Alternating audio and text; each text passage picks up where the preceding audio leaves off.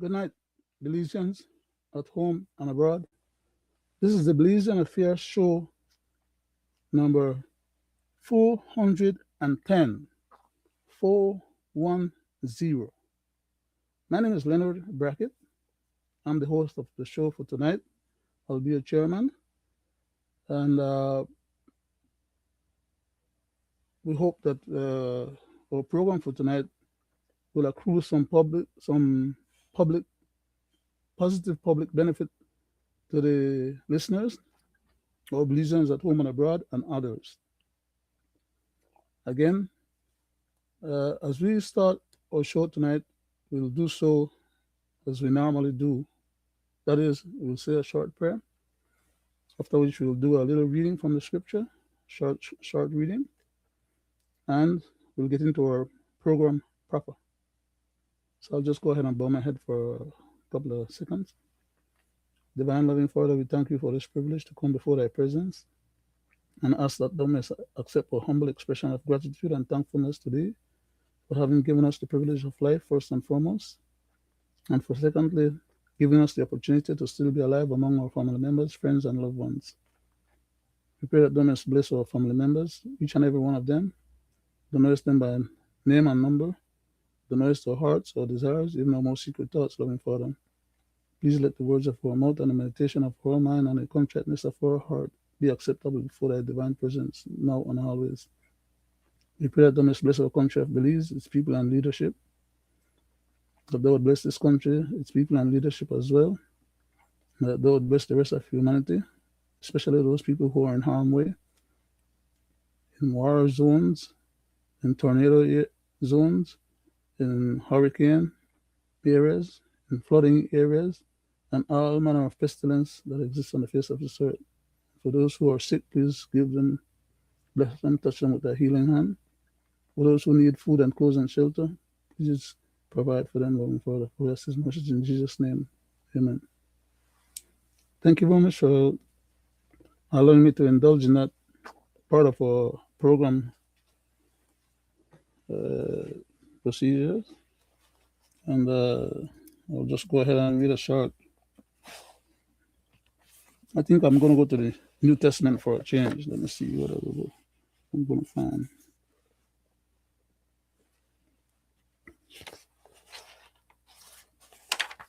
Let's see.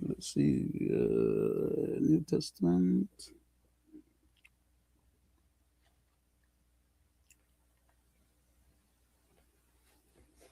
I'm going to go ahead and read Mark, from the book of Mark, chapter 8. And I'm going to start at verse 1. And it reads as follows. In these days, the multitude being very great, and having nothing to eat, Jesus called his disciples unto him, and said unto them, I have compassion on the multitude, because they have now been with me 3 days, and have nothing to eat. And if I send them away fasting to their own houses, they will faint by the way, for let me see.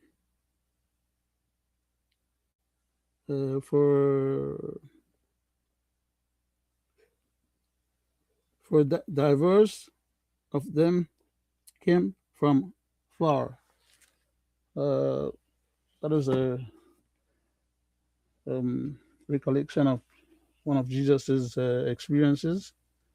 He had a multitude of people following him, and he decided that he had compassion on the people and would like to be able to provide something for them to eat, because if they are just dispersed and sent home after being along the journey for such a while and fasting at that, then not everybody might make it home safely. So Jesus was expressing his compassion, and If you read further down on that same book, part of the chapter, it will be shown where Jesus performed his miracle with the fishes and the bread.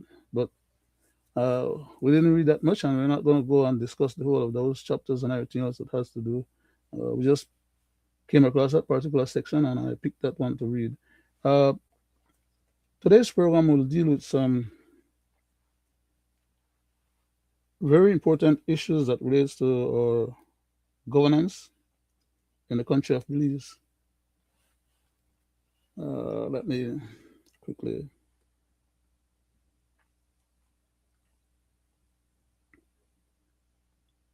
Let's see quickly here.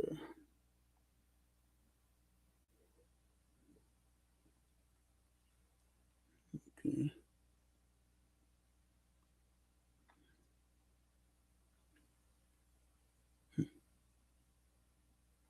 Nope, I'm in the wrong era.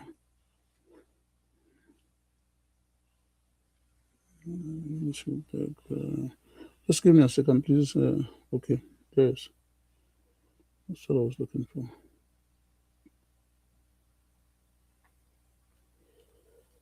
Um, I'm afraid I'm not going to be able to retrieve my information from that location, so I got to try somewhere else.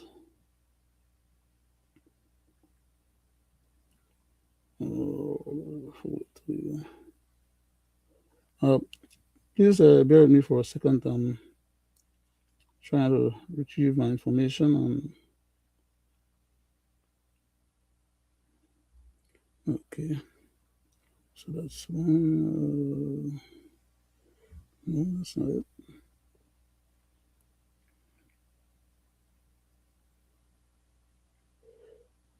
Okay.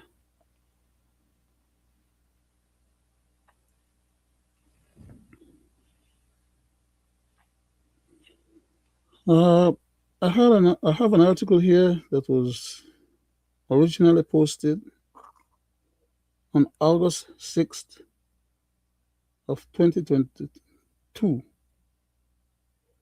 and it's a bit short compared to.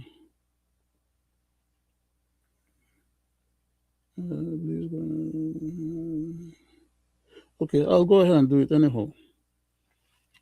Sorry for taking up that much of the time, and without offering up or doing nothing in a positive way, but I'll try and vindicate my efforts. This article, like I said, was first put in the Facebook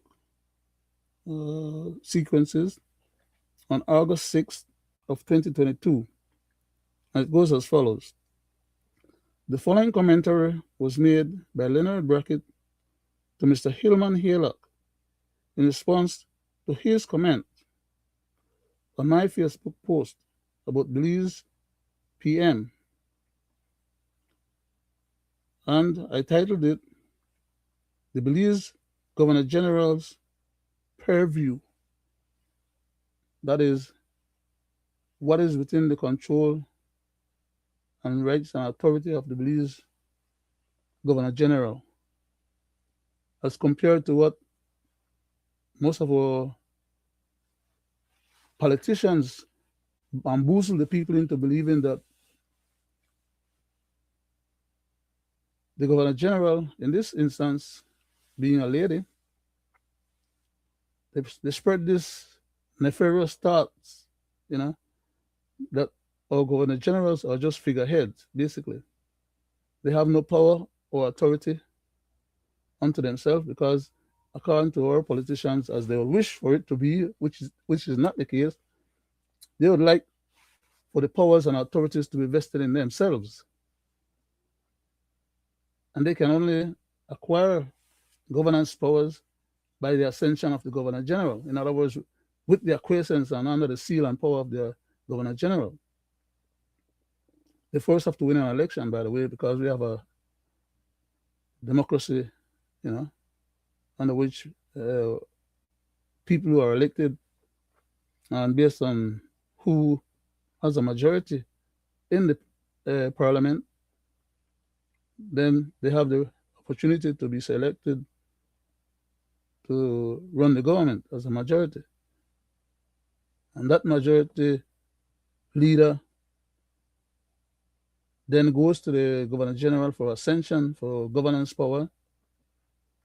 And those governance powers are then given to them under the aegis or guidance of a cabinet, the Prime Minister and his ministers, members of cabinet, who then forms the government of the country. So you first have to be elected in Parliament to then, as a majority, be assented by the Governor General the powers of the executive, because the executive power of Belize, as is stated in our constitution, the executive powers of Belize is vested in the head of state.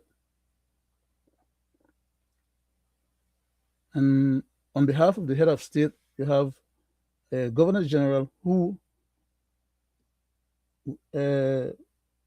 operates at the beck and call of the Governor General. That is, that the Governor General does not unto herself have any state power other than that which is granted to her by the head of state. And she cannot authorize no powers to the cabinet or parliament or any part of the structure of government. She cannot authorize any powers that's beyond that which is vested in her, because her appointment comes with a writ. And for those who don't know what I'm talking about when I say a writ, some people might know the meaning of the word, but in the context of how it is used in Belize, in our country, a writ is a document of authorized powers and privilege to exercise certain authorized authority or certain vested authority,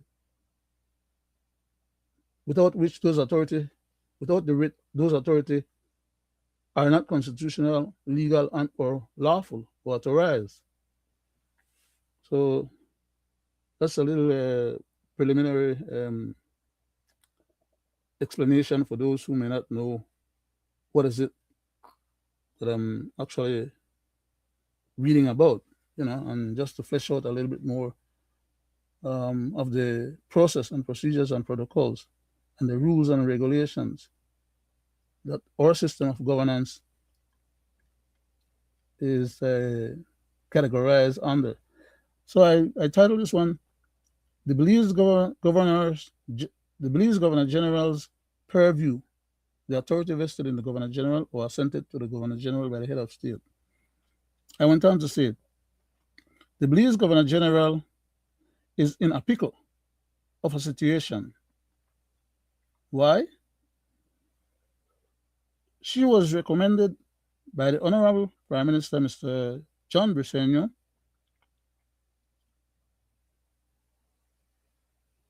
for the position of Governor General. And by virtue of him recommending her for that position, and that position was ultimately authorized to her by the head of state,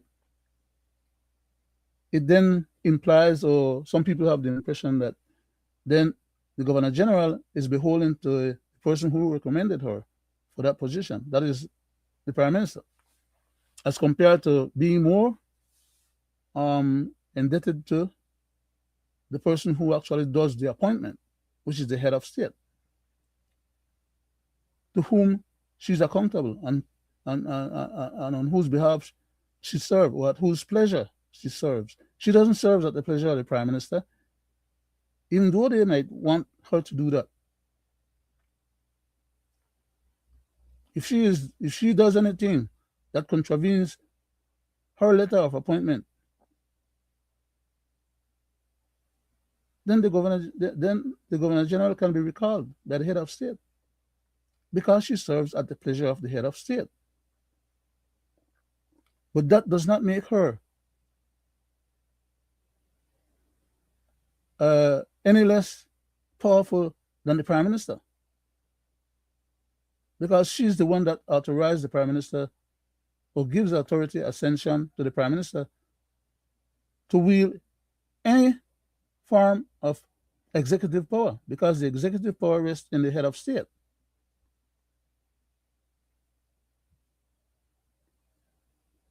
I hope that was clear, or at least people understood what I was trying to imply, and I don't take it for granted that people understood, which is why I repeated it a few times in different ways. Because, like I said, even the very people who live in Belize, many of them are of the impression, and or even if they know better, they still try to perpetrate this fraud by saying that the Governor General of Belize or of the country, is there as a rubber stamp to serve the convenience and the purpose of cabinet and the prime minister. When in fact, the Constitution says that they are subordinate officers to the Governor General. So how can a subordinate officer have more authority and more power than the person that grants them the authority to act? On that basis alone, people should be smart enough to recognize that something is fishy there and doesn't smell right. So they shouldn't be taken in with these what you call bamboozling effort on the part of the politicians to get people with this idea that they, the politicians, run the show and or are the ultimate power as far as exercising any authority of the executive, because they are subordinate officers to the Governor General. So how then can the Governor General be insignificant and just be, a rubber stamp for them? It doesn't make sense. Unless you don't know what you're talking about, or unless you haven't read the Constitution itself to know how these things operate. But let me not just continue verbalizing. Let me read a little bit more of the article. The Belize Governor General is in a pickle of a situation, as she was recommended by the Honorable PM, Mr. John Briceño, and they, Mr. Briceño and the cabinet, they expect her to be in their gratitude, to be pliable, and facilitating, and provide acquiescence to their agenda. However, I went on to say, the Governor General is accountable to and serves at the pleasure of the Belize head of state, Her Majesty Queen Elizabeth II, and on her demise or death, now King Charles, who is the now current head of state of the United Kingdom and Commonwealth of Great Britain. And I went on to stipulate the Governor General could not be found in contravention of the Belize head of state's interests. That is to say, she cannot authorize or give any powers to cabinet, to the prime minister, or to cabinet, or to the House of Representatives, being Parliament, as well as the Senate, or any other authority in the country. She cannot grant them any powers or authority or any writ for them to contravene her position as Governor General. That is to say, to dismiss her. Nor can she give them any authority that is not vested in her for them to be able to dismiss her boss, the head of state. But yet these jackals go around and propagate that kind of nonsense. And a lot of poor people who have no idea what the devils are talking about take it for granted that, well, they are the politician. Whatever they are saying must be right, or they must know what they're talking about. So they continue fostering this bamboozling process of, and I would say, let me be outright, they continue lying, okay? I don't always like to be too aggressive and too in your face when I'm trying to explain these things or teach about these things, because tonight's effort will be one of those teachable moments as well. Okay, we hope to cite parts of the Constitution, read them, and contextualize them so as to validate the fact that the general public is being taken for a ride.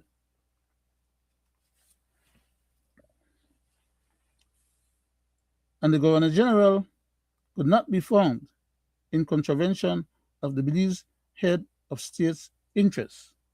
Otherwise, if she is found to be in contravention, then she can be recalled, or the head of state can, you know, dismiss her because she serves at the pleasure of the head of state. I proceed on to another paragraph, which went on to say as follows: the Governor General's office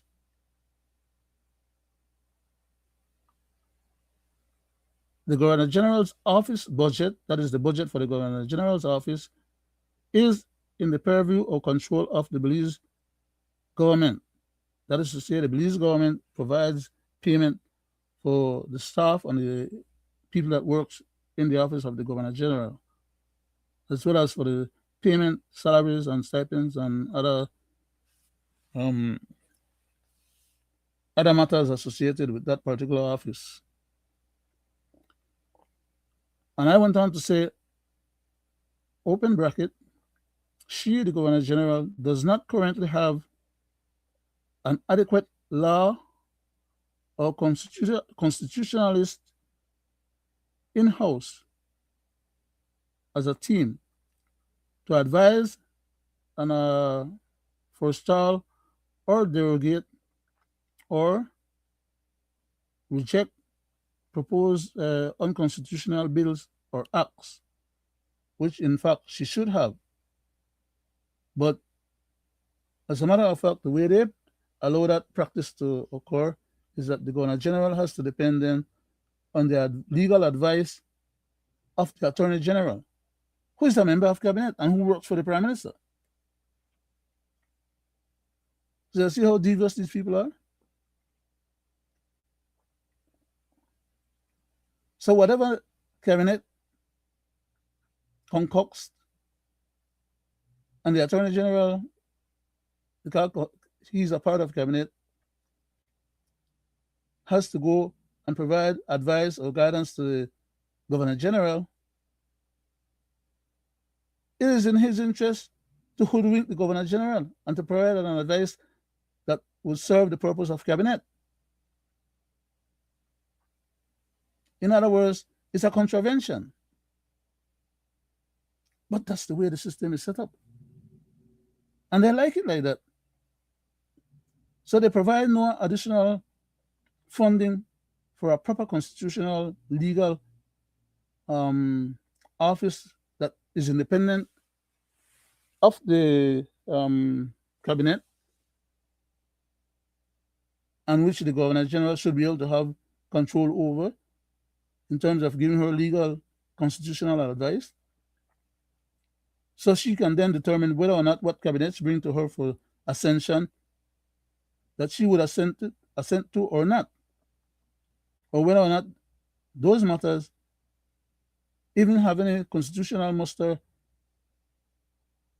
or authority or are valid. Because the cabinet can propose any kind of bogus law to the legislature, and with a super majority that they currently have in place, they can go ahead and vote anything that they want through the legislature as an act of parliament, and then turn around and want to have that to substitute the Constitution. But the Constitution itself is self-preserving. So it says to them, yes, you can make any law you want, but that doesn't mean that any law that you make is constitutional, lawful, or legal. Why? Because, as I keep saying to you, my general public, when I have these teachable moments, according to Section 2 of the Constitution of Belize, it says, the Constitution of Belize is the supreme law of the country. And if any other law, remember when I emphasize that other law, I'm speaking about laws that the Congress makes. So they can make a million different laws, all of them being illegal.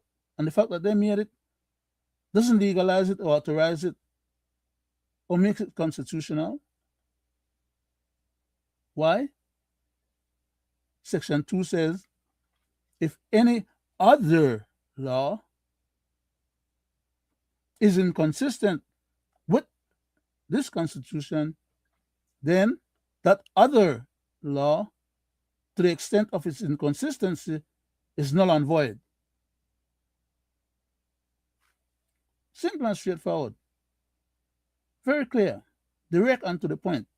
No beating around the bush and no, using up no lot of high-fluty word and, that maybe people will get lost in misinterpreting what is it that is mandated and stated by the Constitution. It is self-preserving. And it says in Section 2 that any other law that is inconsistent with the Constitution, to the extent of its inconsistency, is void. Null and void. But yet these jackals, they go to the House and they make a bunch of different laws that they all know is violative of the Constitution, has no merits or no muster. They put those laws on the books, and then people get hurt with it, with those laws, and only the people who can afford legal defense are able to challenge those laws. Many people go to jail based on those bogus laws.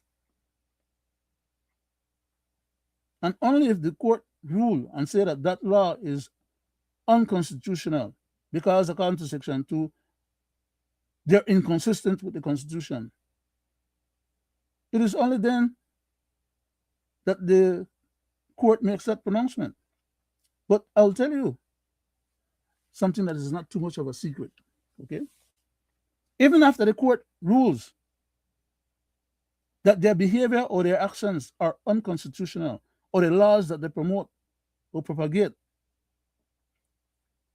are unconstitutional, unlawful and illegal, and should be removed from the books, they don't follow through. In some instances, they go to a higher court, which they're entitled to, by the way. They go to the appellate court, and the appellate court upholds the Supreme Court.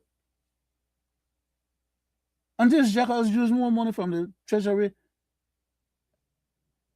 and they appeal to the highest jurisdiction, the regional jurisdiction at the Caribbean Court of Justice, and they lose again.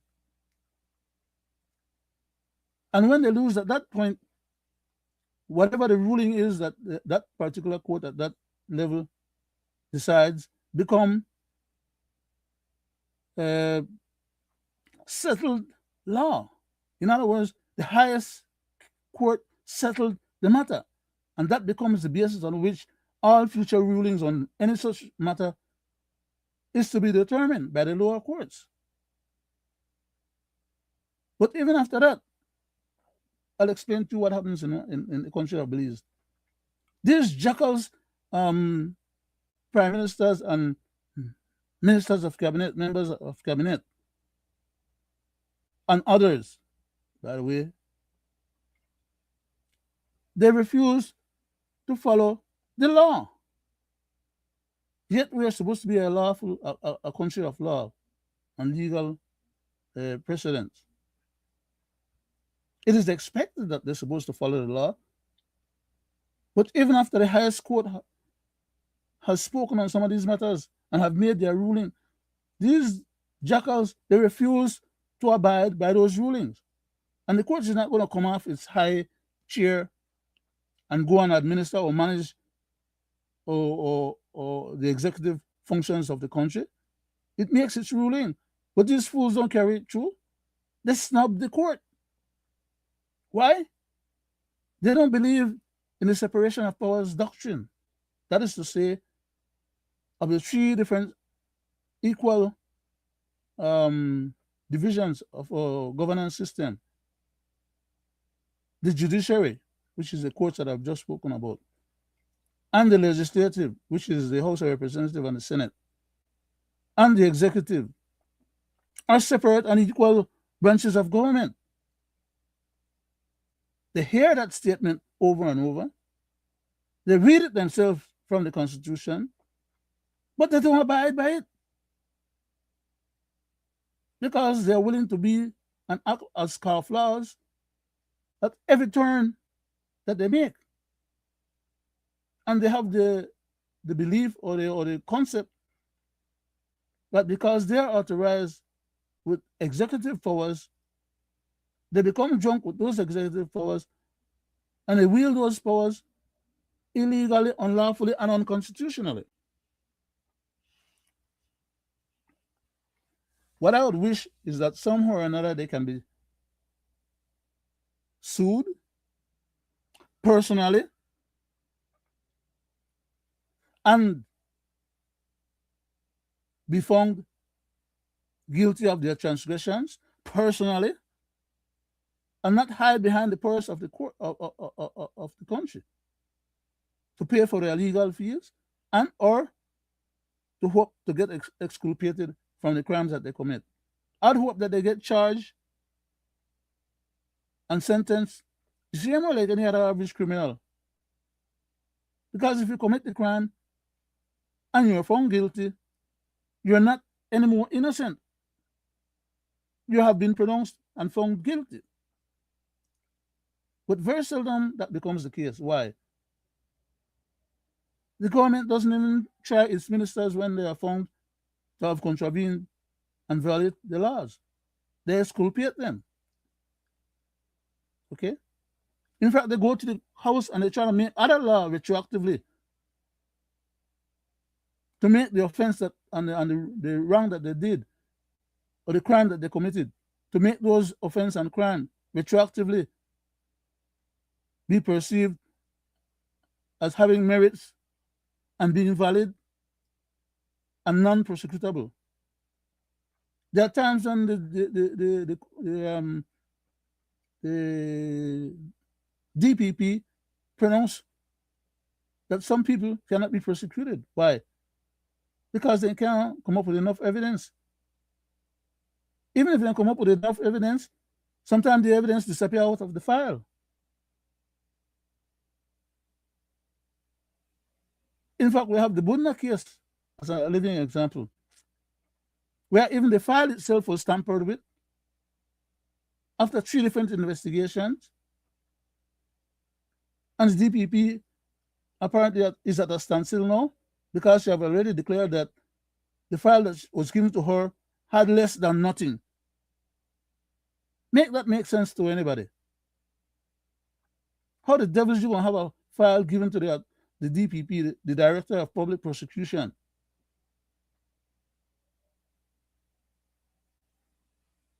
You're going to provide her a file that has less than nothing. That is to say, for all the knowledge that we have and the information that the general public has currently, the DPP does not have enough material in that file to be able to lay any charges, much less prosecute, or much less find guilty. I'm diverting. I think I'm going off on another trajectory or a different tangent on a different subject. And I want to stay within the context of the topic of the night, which is to speak about the powers of the Governor General. Okay, so let me go back to that, and thank you very much for at least those of you who are listening to the program. I'm apologizing to you because I know what took place just now. That is, I segued into, into a different presentation, which I'll probably make at another occasion.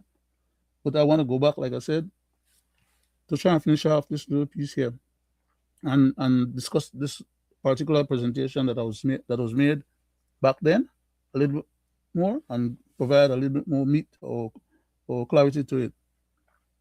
The Governor General's office budget is the purview of the Belize government. That is, her budget is part of the central government's annual budget. But in that budget, there's no specific provisions for her to have an independent group of lawyers, especially constitutionalists, lawyers who understand and know the Constitution, and is able to give her independent advice, legal advice, as to whether or not some of these matters that are brought to her attention by the Attorney General holds muster. And we have, within the context of the 410 program that we have presented on this platform, for example, anybody wants to go back and check, they will find quite a few programs being presented dealing with those matters and pointing out where some of the shortcomings, some of the errors, omissions, and oversights, and in some instances, deliberate malfeasance in terms of doing certain things and hiding behind the powers of governance. We have spoken to them, and they're there for the record, for those who are interested and who care to pursue those matters any further. I alluded to it because they're there as a matter of record. I went on to say she doesn't currently have an adequate law constitutionalist, as I stipulated earlier, which is in-house as a part of her own team to advise or to forestall or to derogate or help her to have the information for her to be able to reject some of those proposed unconstitutional bills or acts that are brought to her attention for ascension, or for her to deny assent thereof. As Belize is being taken, for example, right now, into a major constitutional altering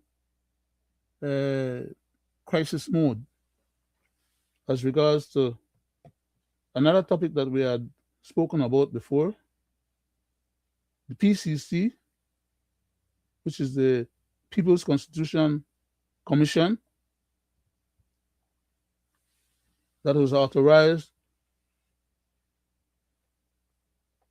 to do a presentation and submit recommendations to the Prime Minister to alter the Constitution or to eviscerate it. That's the state that we are in right now. And yet these people are playing fast and loose with the bits and pieces that holds up our system of governance.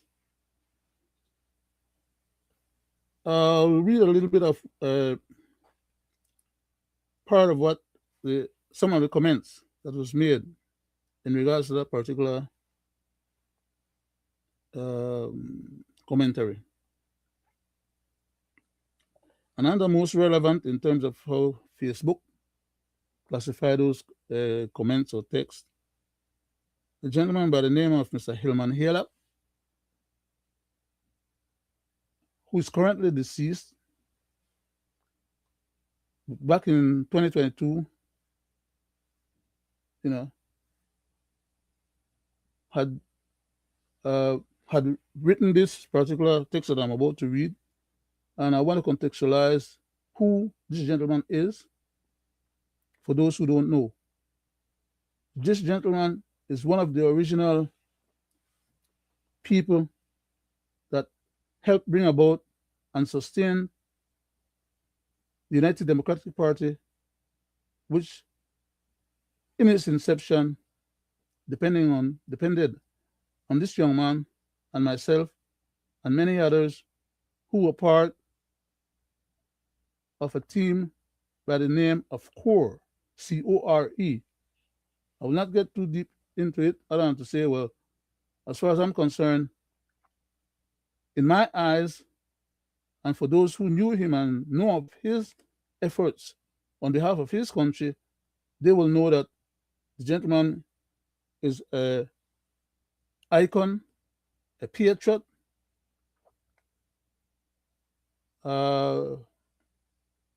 venerable vanguard of Belize. And he was one of the 7 blood sworn contract um, individuals who signed in their own blood on behalf of his country for the rest of his life to look out for the well-being of his country. He wasn't just a nobody, or he wasn't just a fly-by-night. You know, as I said, he just died a few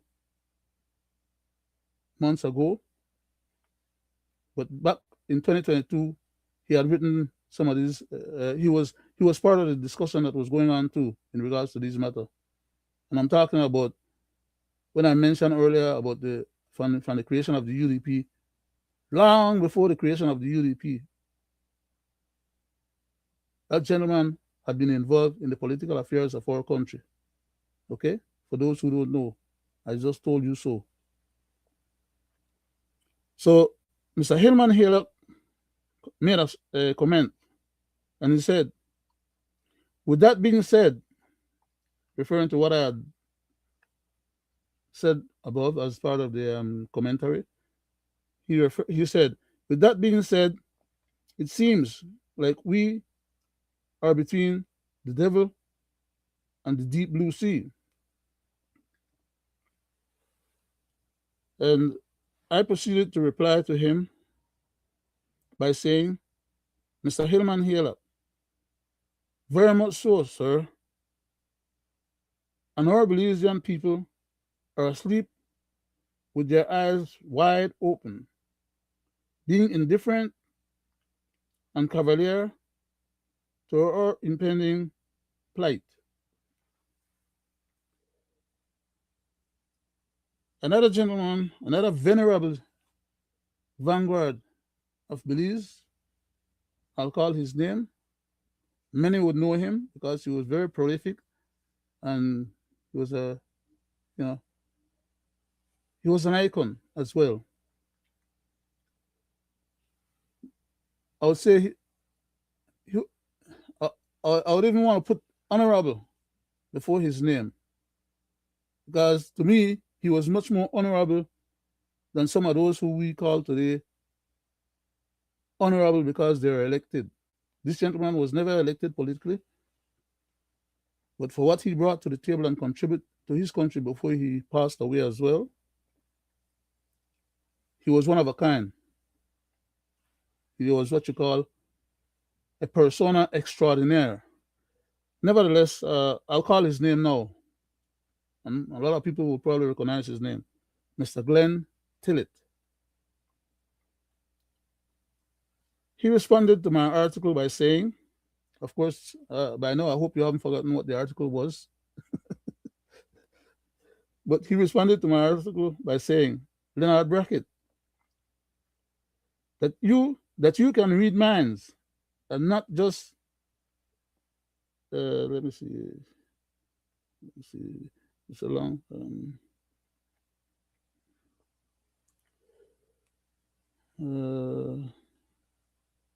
hold it, Toledo. I need to go to. It's not allowing me to do so. Oh man.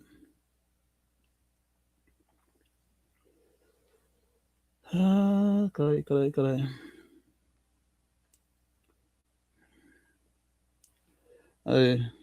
The stuff went off the screen and I was trying to retrieve it. I need to go to. Okay, I think I got it back. I'm sorry about babbling in your ears, while I'm trying to do this presentation.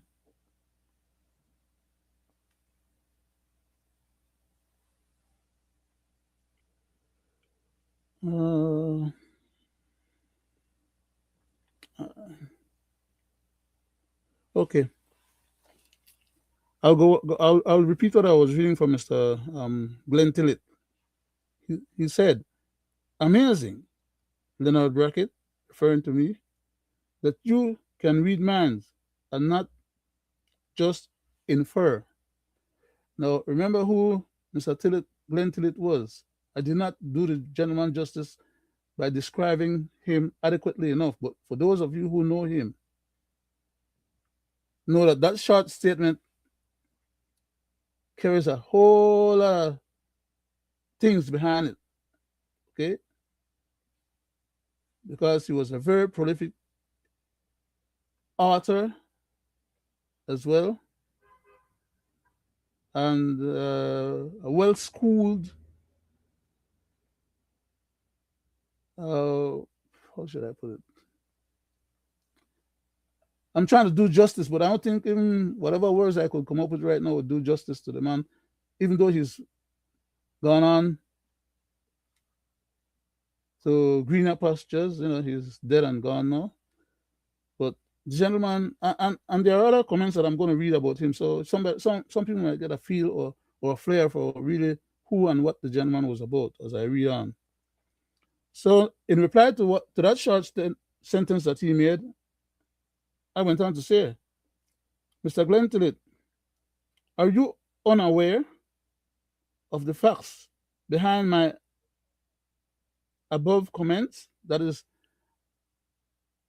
I would have taken it for granted at that time that the individual that he had been over those many decades, would have at least be aware of the particulars that I was commenting on, or, to the extent that he would have been able to recognize what I was commenting on, because, he carried that level of capacity for learning, understanding, rationalizing, and debating matters of great importance to our country. So I was kind of taken aback that, he would have made that short sentence, and the way he made the sentence, and imply that I was speaking about some matters, and instead of speaking to those matters the way I did, that I should have just inferred, rather than specifically stating some issues as being matters of fact. Now remember who Mr. Glenn Tillett was, okay? The gentleman is dead and gone, but I'm not trying to relitigate what transpired in the past. I'm just trying to give the general public a flair or a little flavor of what the gentleman was about, because his name comes up in this particular presentation.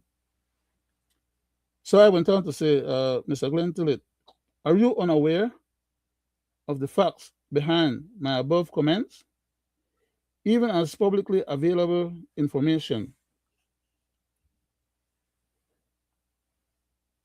And then I opened a bracket with a further statement. I said, was Honorable PM Mr. John Briceño correct by intimating that Belize lacks talent? That is, I was getting a little cheeky with the gentleman, right? Because, sometimes that's the way we would relate to each other and with the matters that we would pursue, right? We thought, well, I'm not dead yet, so I'm going to say, we thought of ourselves back in those days when he was alive, and I still think of myself as being the same now, as being pseudo-intellectuals. We have amassed a whole lot of knowledge across a wide variety of disciplines, and we could have a lucid conversation on just about any subject relevant to issues of our country. That's the kind of personas that we were always. Well, he was himself as well, right? And we have quite a few others like those that, we keep these bantering back and forward and argue these pros and cons in relation to issues of the day. And some of these matters are really critical issues. But let me finish up this part. So after I said that, Mr. Tillett replied to me by saying, Leonard Brackett, how does that in any way, what I said here just now, by mentioning to him that the PM had mentioned that we lack talent, I was basically trying to chide him, right? to say, well, maybe he was acting like he's lacking of talent. I was being facetious, in other words. But, like I said, that's the way we related to each other, right? I mean, sometimes you take me on certain things and we'll banter those points until we get them straightened out one way or another. And, so this is one of those that we were going through at that time, I'm sorry. He said, Leonard Brackett, how does that in any way provide any basis for your assertion that the process of constitutional reform is seditious? Now, I had laid out another few commentaries in regards to this issue of trying to attempt to alter the Constitution. And I would have wished that Mr. Glentillit had not passed on that early, so that now, with hindsight, he would have been able to go back and revisit what I was arguing or postulating back then in the context of present-day public knowledge. In other words, matters that are in the public arena in black and white, which validate and vindicated what I was postulating back then, that had not become news yet, but from my vantage point, were prescient and matters of forethought. In other words, I was speaking to something that was about to happen. It hadn't happened yet. So Mr. Tillett was justified in taking me to task for postulating something that had not happened. But like I told you before, just now in this presentation, we were of the mindset that we acquire this knowledge that we acquire to have these discussions and to address these issues and to be a vanguard of our country. If somebody don't step up, everybody won't get rolled over. So you have to prepare yourself, you have to educate yourself, you have to make yourself smart enough and talented enough and prescient enough in regards to these matters of state in order to have a legitimate and justified, valid discussion or fair discussion. We just don't come to these discussions, with our hands in our pocket. We bring substance and knowledge and experience and wisdom. And every once in a while, we take each other to task. And that's what Mr. Glentillit was doing to me or with me, and I was doing back to him. In other words, we were fleshing out among ourselves whether or not we were justified in postulating our position. All of us are entitled to account to the Constitution, and which says that we are entitled to our opinions, ideas, and conclusions, and we are also entitled to propagate them. Not even the government under our Constitution is authorized to stop us from freedom of expression and from verbalizing any and everything that we have in our mind or have acquired as a part of our sense of awareness. And as a matter of fact, like we always say to each other, it's a God-given prerogative for each and every one of us to be able to exercise those fundamental rights. But when you have difference of opinion, all of you or most of you would realize that there's a bit of difficulty when you have difference of opinion, and much more difficulty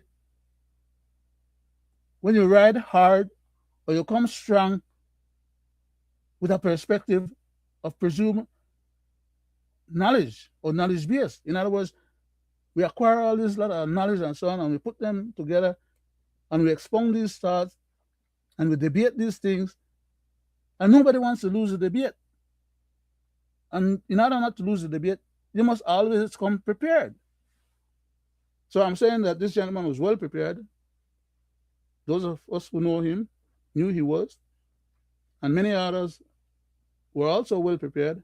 And even though he's dead and gone, we missed him, but we still carry on these royal battles, we still carry on these debates, and sometimes people get hot under the collar when they can't sustain their points, when their points are being eviscerated and or laid to waste, But I'm getting into a dissertation about human relations and how we conducted ourselves. That's not the issue of the program for tonight. But the gentleman name came up, and because he's dead and gone, I didn't just want to gratuitously use his name or mention his name when he's not even around to answer for himself. Okay, so I'm trying to do justice in the sense that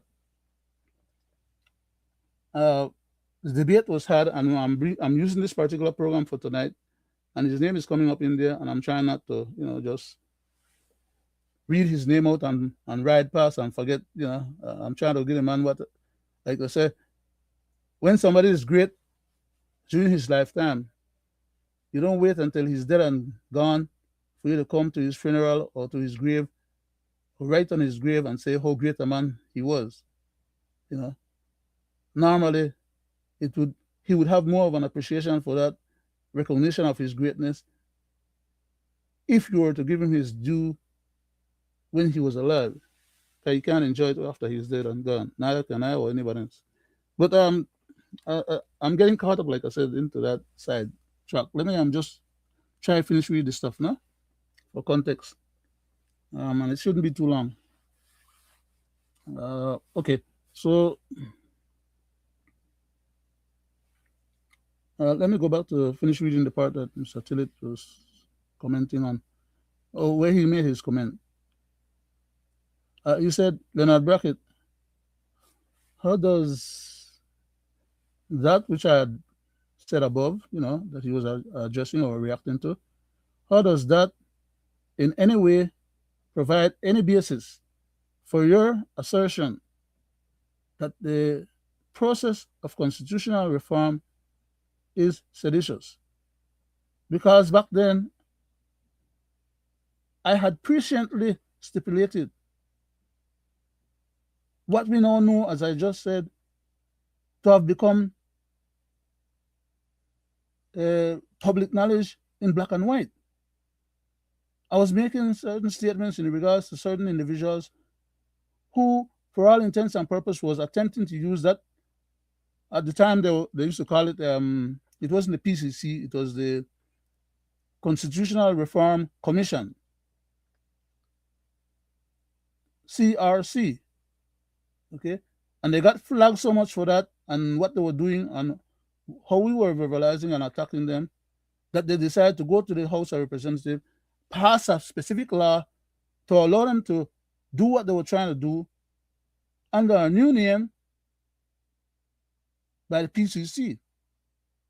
Okay, so they start, this PCC means People's Constitution Commission. So now these guys were hiding behind the people, putting the people in front of them, and let the people, suffer the consequences on their behalf. Basically they want to commit sedition, as I was stipulating, and Glenn was questioning me as to why is it that I think that just going through a process of revising the Constitution means that they are attempting to commit sedition. They are attempting to get rid of the Governor General and her boss. They are attempting to get rid of the head of state so that they can vote themselves the right to exercise those powers and vest those powers in themselves. For all intents and purposes, you can't overthrow a state and don't call it sedition. You can't vanquish the head of state and do that without committing a seditious act.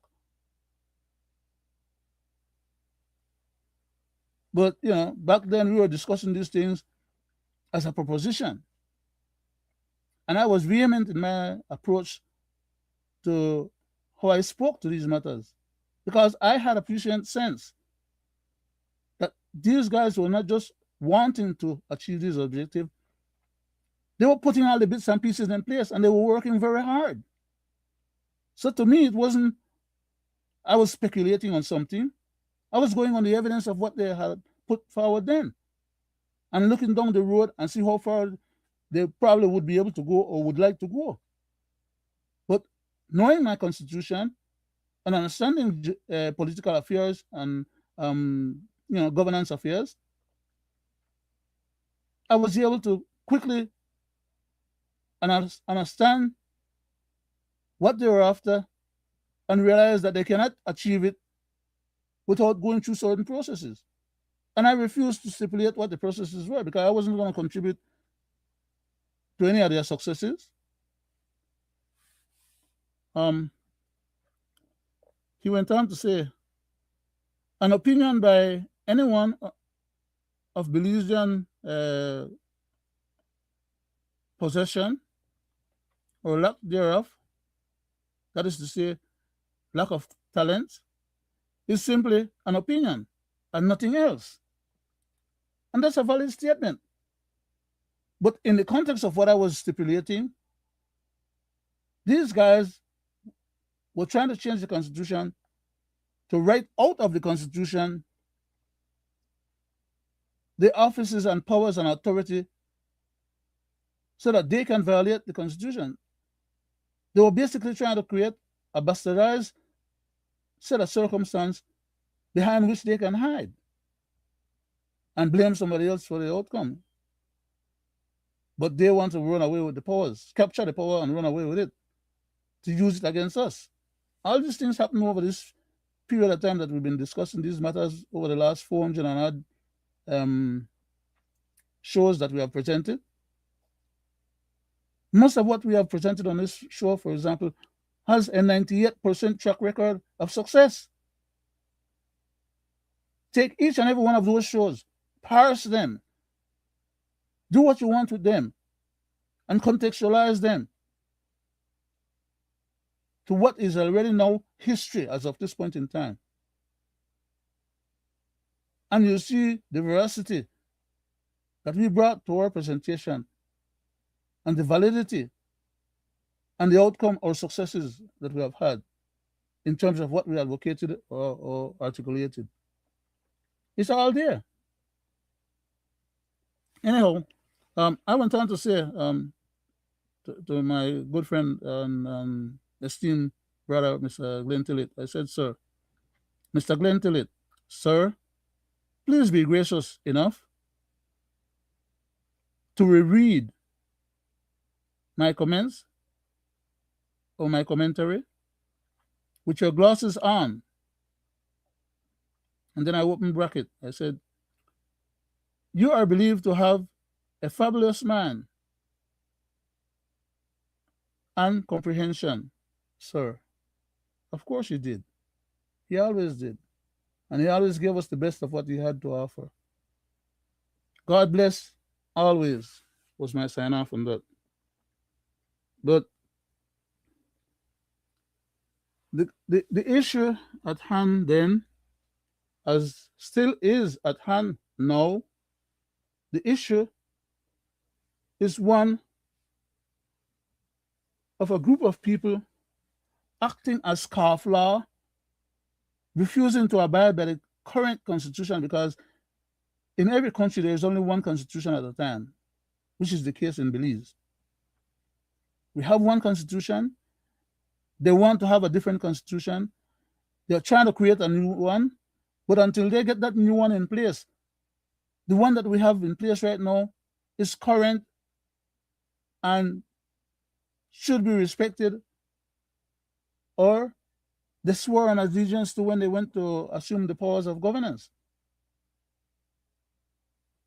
So until they can change the existing constitution is the constitution of the country, and they need to abide by it. If they don't like it, find a way to get it changed. But until you change it, abide by it. Otherwise, you're acting as scofflaw, especially in the context of the behavior of the present government in its previous first term as well as the second term that they're in, to the point that they have just gotten re-elected, not more than a year yet, probably a year by now. We're getting close to a year. And they're already faltering and falling on their faces. They're already even fighting among themselves.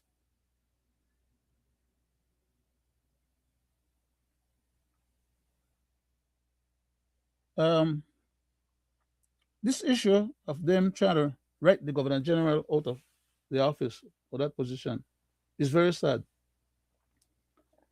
Because what they're attempting to do, if they were to be successful, would come back to them and cause them harm, and most of the harm that will be had will be by the populace, either under their ongoing governance as of right now, or under some other future government that will take that new constitution that they were trying to make for themselves, and that new government will use it for themselves and commit the crimes themselves. Because the constitution that they're trying to put in place is only to enable them to be exculpated from the criminal conducts that they are carrying on. They don't want to put the UNCAC in place, which they promised they were going to do before they got elected. They complained that the other previous government did not want to do it, but they would do it. But now that they're in power, they refuse to do it. All the crazy stuff that they do with the funds of the country, all the hundreds of millions of dollars that they give to Mr. Ashcroft, all the properties of the country that they take onto themselves under privatization, and all the big tax breaks that they give to their friends or their companies. All that extra money could have been coming into the coffers to meet the obligation of state to take care of the needs of the society. But these guys want to capture the state, turn it from the democratic state that we currently have and the laws and regulations that we currently abide by, and set up themselves to become kings forever. They're acting dictatorially. But you have some dictators that are benign. These jackals are acting, maliciously. They're acting malignantly. They're acting like demons. And yet they want to be called honorable. There's no such thing as an honorable demon. Those two words don't go together. A demon is a demon. They do devilish and evil stuff. An honorable person, at least at the minimum, try to preserve some kind of a semblance of morality or ethics as regards to their conduct, and would like to be looked upon with favor and positive. These jackals don't care about being respected, because right in our face they come and tell us exactly what they're going to do, and some of them challenge us to say, well, there's nothing that, there's not an outcome, or look at what the commissioner did in the Budna affair. Look at what the deputy commissioner did in the Budna affair. Look at what the police officers they did. Look at what the prime minister did. The prime minister is not a lawyer. No, is he a judge? No, is he a member of any jury? But yet he was able to demand that the Budna first report by the police be sent to him first, so he could look into that report and see who that report is pointing to, when in fact that report should have been pointing to him. And that was his interest in wanting that report to come to him. Because in the chain of custody and chains of command, in terms of that particular report, that report should have been dealt with under the chain of custody for the judiciary. Okay? That was not a matter for the executive. That matter should have gone to the DPP in the first instance. It shouldn't have gone to the DPP after the fact that it was sent to the Prime Minister. And then all the documents, as the DPP say, it was less than nothing. Then they made two different reports. The Prime Minister, when he got the first report, he fired the commissioner. well, not totally fired him, but he put him on leave for 45 days. Only to turn around and lie to the public and say, oh, well, the man had asked for him to go on leave. When he put him on leave the first time, he came to the public and said, because the commissioner did not do his job properly, he did not present a proper report to him, the prime minister, which the commissioner should not have been able to do under our legal system. The commissioner violated his oath of office when he won't take those documents out of the commissioners and the police files, which belong to, or which should be working with the judiciary to gather information for any potential prosecution later on. They won't allow one of the individuals to whom this investigation was supposed to have been pointing to get possession of those documents to exculpate themselves or to whitewash the file.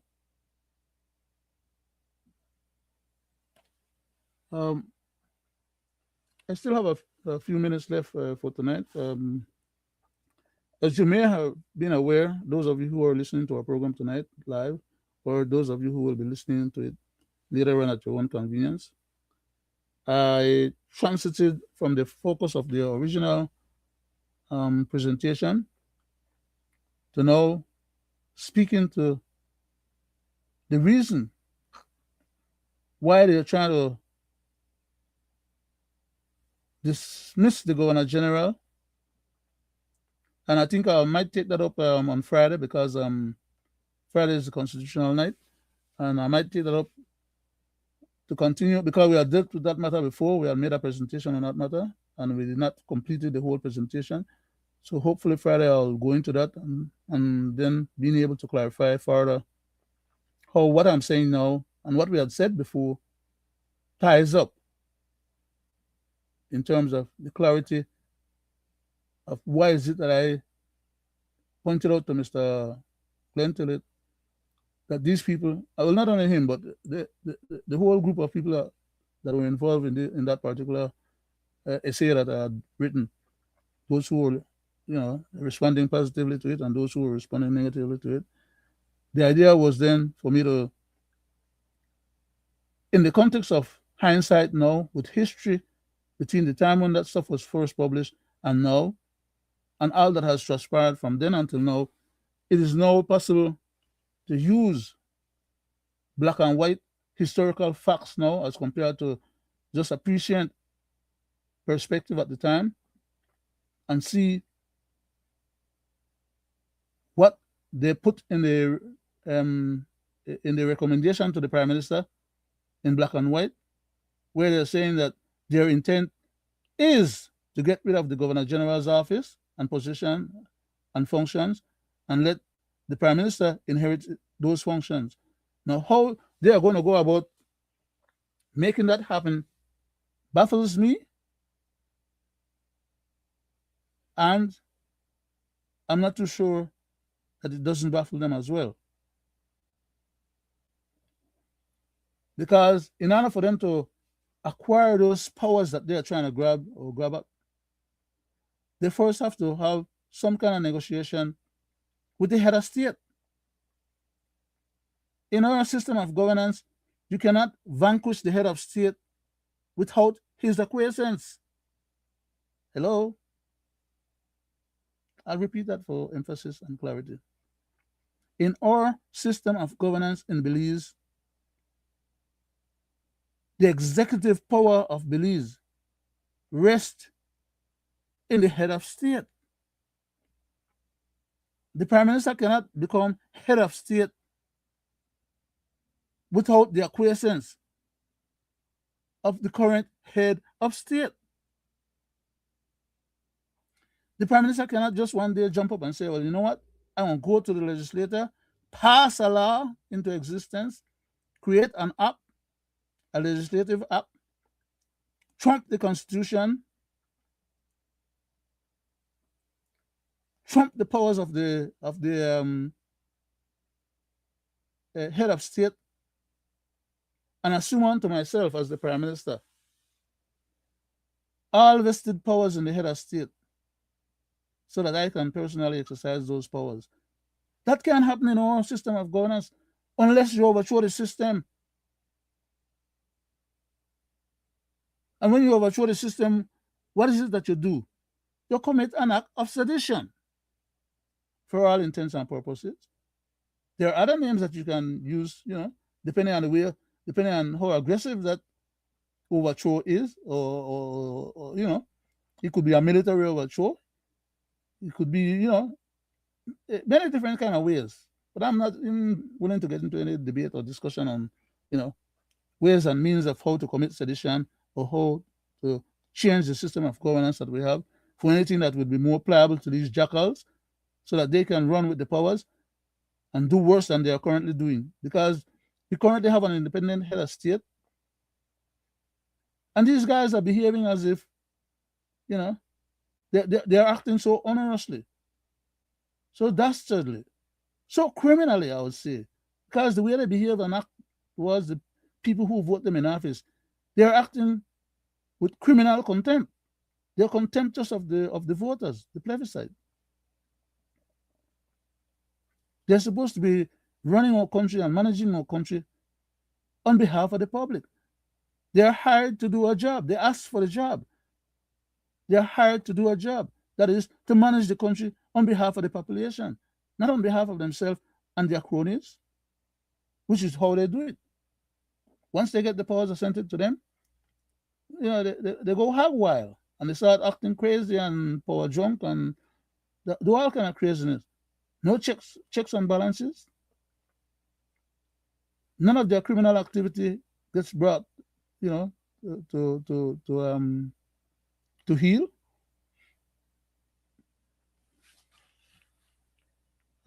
Nevertheless, let me see how many more. I got about 10 more minutes for the rest of the show. So I'll just indulge. I think I tied up the issue of the Belize Governor General's purview, okay? And I show where she has some authority vested in her, and that authority is more than the authority of the central government, because they all are subordinate officers to her, to Ms. Salam. And no way can they go to her and have her under any kind of duress, gun at the head or however or whatever they want, or maybe just plead to her and she should be expected to be nice to them and just grant them an ascension of all the powers that's vested in her, for one of them to be able to inherit it and then use it. Because they're not just interested in getting rid of her, they're interested in getting rid of her boss. And her boss didn't give her all the power that he has in reserve that she could have probably used to get rid of him. It doesn't work like that. But these jackals feel like the people can be bamboozled or can be fooled so easily into believing that that is the case. The Governor General signs the PCC Act that Congress brought into existence in order for them to get some money out of the treasury to pay for the revision or the evisceration and the establishment of a new constitution. Okay, that's the name of the game. But her assenting to that particular act to give them permission to get the money out of the treasury and to run around, supposedly engaging in the revision of the constitution, is not enough power for them to be able to get rid of her. She don't have no powers to give them that will allow them to write her out of the constitution legally, lawfully, and constitutionally. They can write with that intent. But as I previously mentioned tonight a couple of times, as well as many other times in many of these teachable moment constitutional review issues.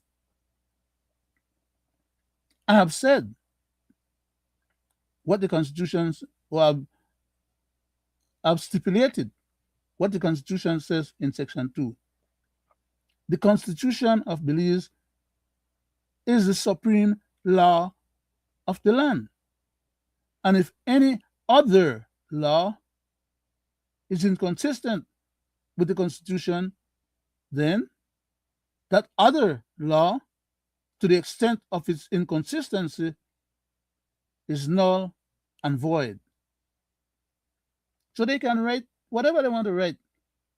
They can modify or make modifications in black and white as much as they want. And they can get, like I said, the Governor General to assent in her ignorance of what is it she's assenting to. Because that has been the case that we have found out many a times over these years. And they're well documented in our programs because we have spoken to them, point them out, and embarrass them both.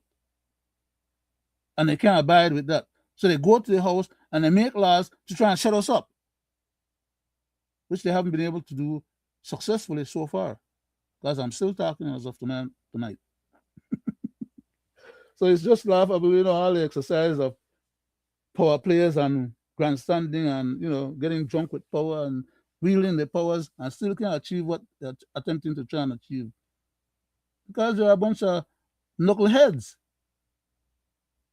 And they're not willing to spend the time to learn what they didn't born knowing. That's their problem. And they're unwilling to recognize it and do something about it. Anyhow, I'm at 22 right now, so we got about 8 minutes more to go. And for emphasis, I would just like to read the whole of this essay quickly. It's 4, 5, 1, 2, 3, 4, 5. Yeah. I should be able to read that all the way through as a final presentation or as a synopsis of the whole discussion that I've presented for tonight. So I'll just go ahead and say that the following comments was made by Leonard Brackett to Mr. Hillman Haler, my venerable brother and vanguard of blood-sworn vanguard of Belize. In response to his, Mr. Haler, comment on my Facebook post, Leonard Brackett, about the PM and some of the PM's actions. The title was, but before I get to the title, the date of this posting was actually August 6th of 2022. So we're speaking to something retroactively now, okay? At this point in time, speaking on those matters or retorting back on those matters that was posted August 2022, almost 4 years ago, okay? The Belize Governor General is in a pickle of a situation, as she was recommended by Honorable PM Mr. John Briceño, and they expect her to be in their gratitude for them having recommended her and her having been assented to that position. And they expect her to be pliable and facilitating or acquiescing to their agenda, which is the reason why they put her there in the first place. I went on to say, however, the Governor General is accountable to and serves at the pleasure of the Belize head of state. That is, at that time, who was still alive, Her Majesty Queen Elizabeth II of the UK and Commonwealth of Great Britain, close bracket, who now has died since then, and whose position or authority has been taken over by inheritance by the new head of state, that is to say, King Charles II. And the Governor General could not be found in contravention of the Belize head of state interest, whether that interest was back then Queen Elizabeth II, who has subsequently died as well, or the current head of state. I went on to say in the last, this is the last paragraph, so I'm going to finish in time because I thought I would. I went on to make a final paragraph by stating the Governor General's office budget, that is, the money that is provided to the Governor General's office on an annual basis to pay all the necessary associated issues to that office, is provided through the Belize government and thereby the Belize government budget, annual budget as well. It's like a line item. Okay.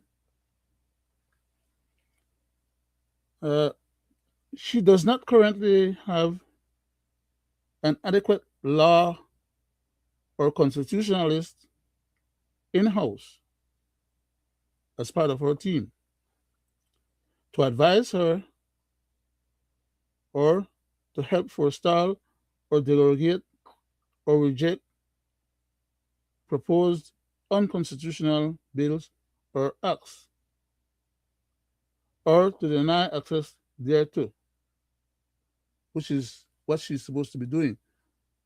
Before she assents to any kind of bills or issues that Congress sent to her for ascension, she has to be appraised. Those bills have to be explained to her adequately enough within the context of the Constitution, the laws, and the system of our governance for her to be able to determine whether or not there's a problem, or she's going to be assenting to or allowing something to come into law that derogates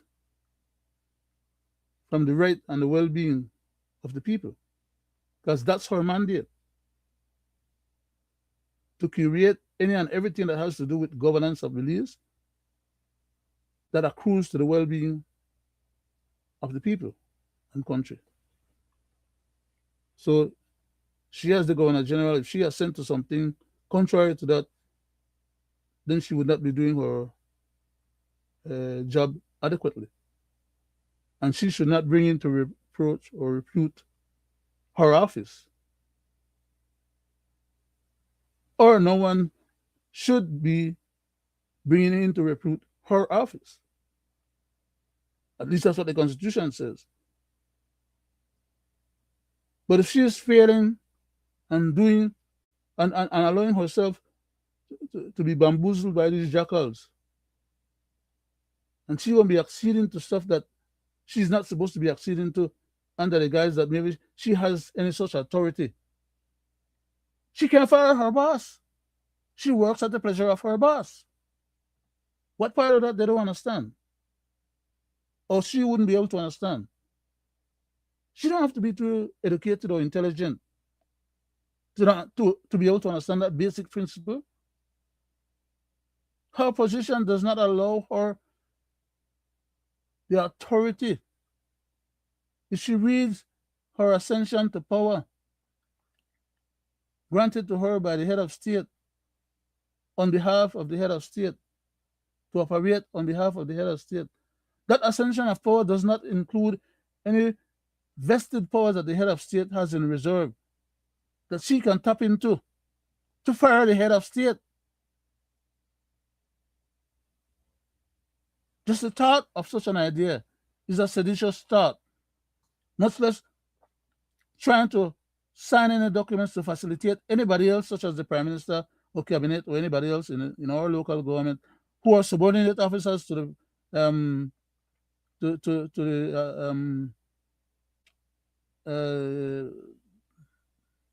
the Governor General. They're all subordinated officers to the Governor General, but the Governor General has no legal, constitutional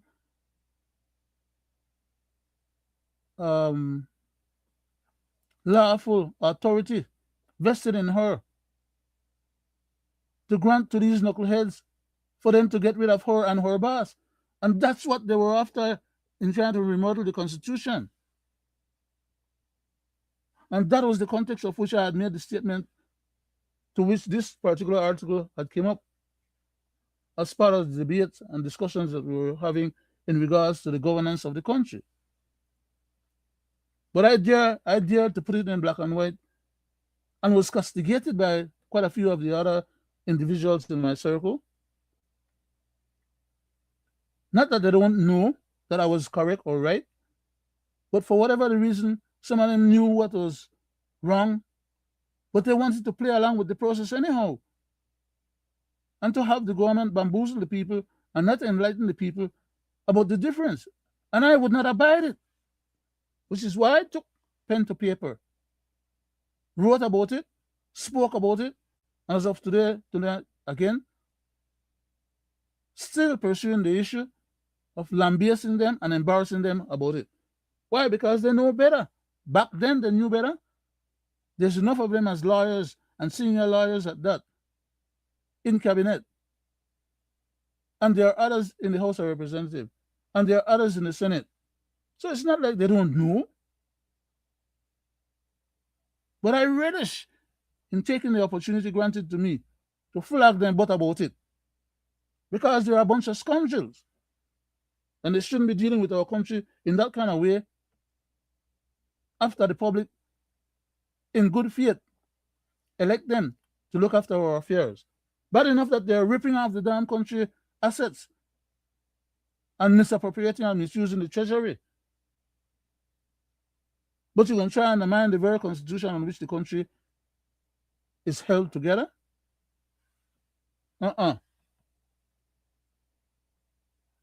I'm still alive, and there are many others like myself who will give you a run for your dime. That being said, thank you very much to those of you who listened to tonight's program, who, for all intents and purposes, put up with me during the course of my babbling in your ears, when I couldn't get my material on time, and in some of the way in which I expressed some of the thoughts that I was conveying. I hope at the end of the day, you're able to parse through this presentation as you listen to it the first time, maybe go back tomorrow or some other day. Take your own time, hard and pull it, figure out what part you play in regards to how to maintain our democracy alive and well. Belize and Belizeans abroad, at home and abroad, I thank you for your time spared, and for those who will continue in this struggle to keep our jackals in check. Thank you and good night and goodbye till Wednesday.